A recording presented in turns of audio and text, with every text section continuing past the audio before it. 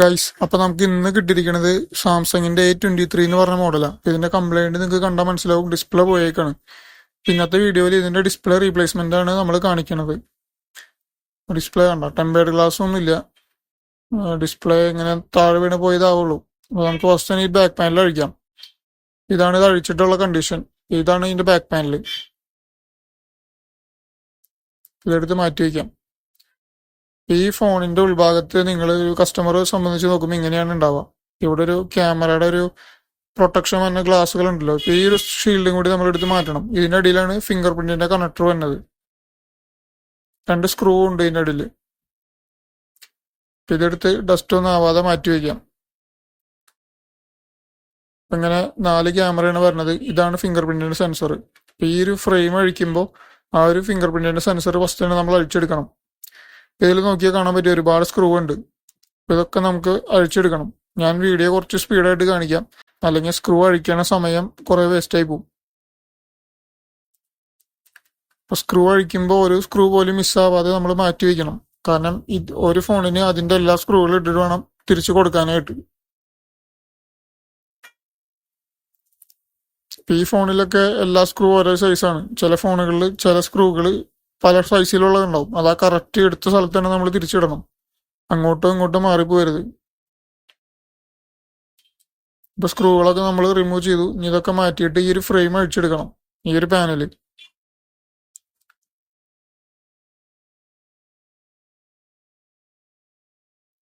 അപ്പോൾ ഈ ഒരു ഫ്രെയിമും നമ്മൾ അഴിച്ചെടുത്തിരിക്കുകയാണ്. ഇപ്പൊ ഇതിന്റെ ഉള്ളിൽ ഇങ്ങനെയാണ് നിങ്ങൾക്ക് കാണാൻ പറ്റുക. സെൻട്രലിലെ ബാറ്ററി, ഈ ബാറ്ററി കണക്ടർ ഫസ്റ്റ് റിമൂവ് ചെയ്യണം കേട്ടോ.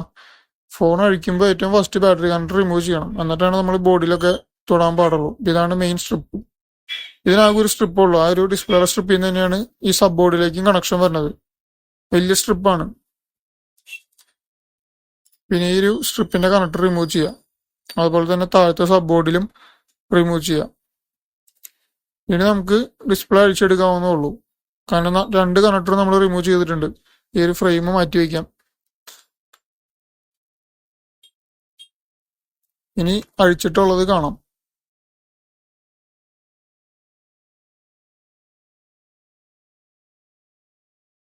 ഇപ്പൊ നിങ്ങൾക്ക് നോക്കിയാൽ കാണാൻ പറ്റും, ഡിസ്പ്ലേ ഒക്കെ നമ്മൾ റിമൂവ് ചെയ്ത് ഫ്രെയിം ഒക്കെ ക്ലീൻ ചെയ്ത് വെച്ചേക്കാണ്. ബാക്കി സാധനങ്ങളൊക്കെ ഇവിടെ ഉണ്ട്.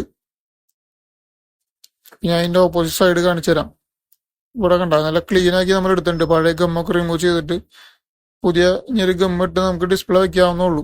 അത്രയ്ക്കും നീറ്റായിട്ട് എടുത്തിട്ടുണ്ട്. ഞാൻ ഈ പുതിയ ഡിസ്പ്ലേ കാണിച്ചു തരാം. ഇപ്പൊ നമ്മൾ ഡിസ്പ്ലേയുടെ മുകളിൽ ടെമ്പേർഡ് ഗ്ലാസ് ഒട്ടിച്ചിട്ടുണ്ട്. കാരണം നമ്മൾ ഡിസ്പ്ലേ മാറുമ്പോൾ ടെമ്പേർഡ് ഗ്ലാസ് ഒട്ടിക്കുക എന്നുള്ളത്, ഡിസ്പ്ലേ മാറുമ്പോഴല്ല, എപ്പോഴും ടെമ്പേർഡ് ഗ്ലാസ് ഉപയോഗിച്ച് ഫോൺ ഉപയോഗിക്കുന്നതാണ് നല്ലത്. അപ്പൊ നമുക്ക് ഇനി ഒരു ഡിസ്പ്ലേ ഇതിലേക്ക് ഫിക്സ് ചെയ്യണം. ഇപ്പൊ നമ്മൾ നോക്കിയാൽ കാണാൻ പറ്റും, ഫിക്സ് ചെയ്ത് ഓൺ ആക്കിയിട്ടുണ്ട്. ഈ റബ്ബർ ബാൻഡ് ഇട്ടിരിക്കുന്നത് എന്തിനാന്ന് വെച്ച് കഴിഞ്ഞാൽ, ഈ ഒരു ഗ്ലൂ ഉണ്ടല്ലോ ഡിസ്പ്ലേ ഒട്ടിച്ചേക്കണം, അത് സെറ്റ് ആവണ വരെ അത് അങ്ങനെ ഇട്ട് വെക്കണം. അല്ലെങ്കിൽ അത് പെട്ടെന്ന് ഇളകി പോരാനൊക്കെ ചാൻസ് ഉണ്ട്. അപ്പൊ ഡിസ്പ്ലേ ഒന്ന് സെറ്റ് ആവണ വരെ ആ ഒരു റബ്ബർ ബാൻഡ് അങ്ങനെ തന്നെ കിടക്കണം. പിന്നെ നമുക്ക് ഇതിന്റെ ബാക്കിലുള്ള സ്ക്രൂകളൊക്കെ ഇട്ടിട്ട് വേണം ആ ബാക്ക് പാനലും കൂടി സെറ്റ് ആക്കാൻ വേണ്ടിയിട്ട്. ഇപ്പൊ ഞാനത് സ്ക്രീൻ ബ്ലർ ചെയ്യുന്നുണ്ട്, കാരണം കസ്റ്റമറുടെ പ്രൈവസി നമുക്ക് പ്രധാനപ്പെട്ടതാണ്. ടച്ചൊക്കെ നമ്മൾ ഓൾറെഡി ചെക്ക് ചെയ്തതാണ്, എന്നാലും നിങ്ങളൊന്നും കൂടി കാണിച്ചു തരാം. ഇതാണ് ഇതിന്റെ CIT മോഡ്. ഇതിൽ നമുക്ക് ടച്ച് ചെക്ക് ചെയ്യാനുള്ള ഓപ്ഷൻ വരുന്നുണ്ട്. ഇവിടെ നമുക്ക് ടച്ച് ചെക്ക് ചെയ്യാം. ഞാനത് കുറച്ച് സ്പീഡിൽ കാണിക്കാം.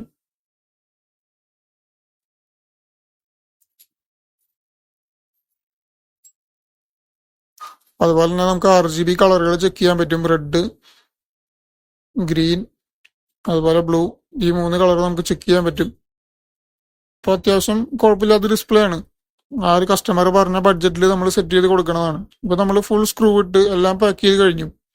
ഇനിയൊരു റബ്ബർ ബാൻഡ് നമുക്ക് ഇത് ഫുള്ള് സെറ്റ് ആവണ വരെ ഇട്ട് വെക്കണം. അതിനിടയ്ക്ക് യൂസ് ചെയ്യാനൊന്നും കുഴപ്പമില്ല, റബ്ബർ ബാൻഡ് അങ്ങനെ കിടക്കണമെന്ന് മാത്രം. അത് കഴിയുമ്പോൾ നമുക്ക് സെറ്റായി കഴിയുമ്പോൾ റബ്ബർ ബാൻഡ് ഊരി മാറ്റാം. ഇത്രയ്ക്കുള്ളൂ. ഇത്ര എളുപ്പമാണ് ഡിസ്പ്ലേ മാറ്റല്.